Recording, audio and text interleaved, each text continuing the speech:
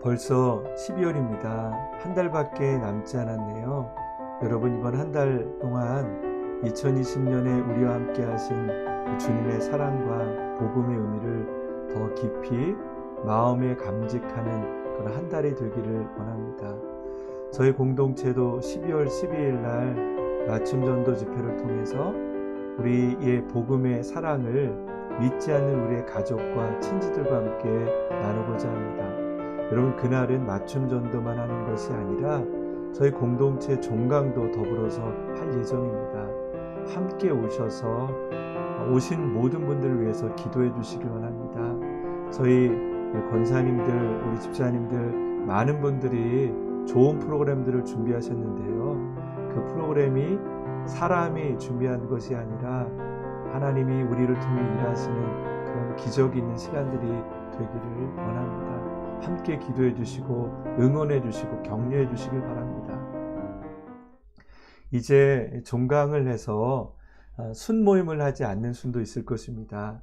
하지만 이 비유와 기적을 통해서 복음의 의미를 나누길 원하시는 분들은요, 이번 소그룹 나눔을 통해서 가스펠 프로젝트에 있는 질문의 내용이 아니라 오늘 이 11과를 통해 거라사의 광인을 치유하시다라는 것을 통해서 보여주신 그 복음의 의미를 함께 나눠주시면 감사하겠습니다.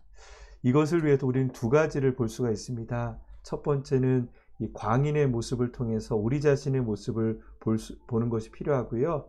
두 번째는 그런 광인을 위해서 오셨던 그 주님의 사랑을 묵상할 필요가 있겠습니다. 첫 번째 이 광인은요, 사람에게 버림받았고 사람다운 삶을 살지 못하는 그런 광인의 모습을 보게 됩니다. 물론 우리 가운데 어떤 귀신에 실제로 들린 분도 계시겠지만 이 광인의 모습은 하나님께 속하지 못한 모든 사람을 광인이라고 말할 수 있을 것입니다. 왜냐하면 우리가 하나님께 속하지 않으면 세상에 속한 것인데, 세상에 속했다라는 것은 세상에 가지고 있는 많은 우리를 미혹해 하는 영에 속해 있는 것이죠. 돈과 성공과 권력과 그런 것을 통해서 하나님께 영광을 돌리지 않고 나를 위해서 살아갈 때 나를 위해서 산다고 생각하지만 사실 그것은 세상의 영에 속했던 것이기 때문이죠. 너무 놀라운 것은 오늘 그 귀신이 레기니온, 군대 귀신이었다라는 것이죠. 한 사람을 올매었을 때 그 귀신들은요, 예수님께 가지 못하도록 얼마나 많은 귀신들이 한 사람에게 영향력을 미치는지를 보게 됩니다.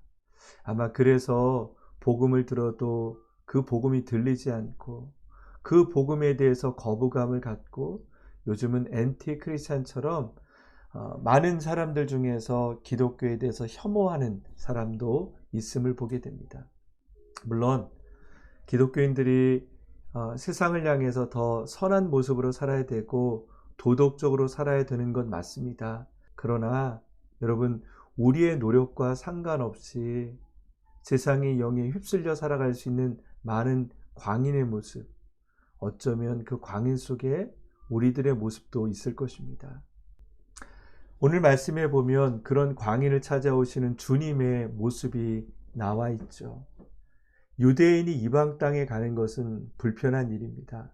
하지만 오늘 예수님은 그 광인을 위해서 거라사 지방, 유대를 넘어서 낯선 땅, 우상 있는 그 땅으로 가시는 장면이 나와 있습니다. 그리고 광풍을 지나셨죠. 피곤하시지만 그 광풍을 넘어서 이 한 사람을 위해서 오셨던 것입니다.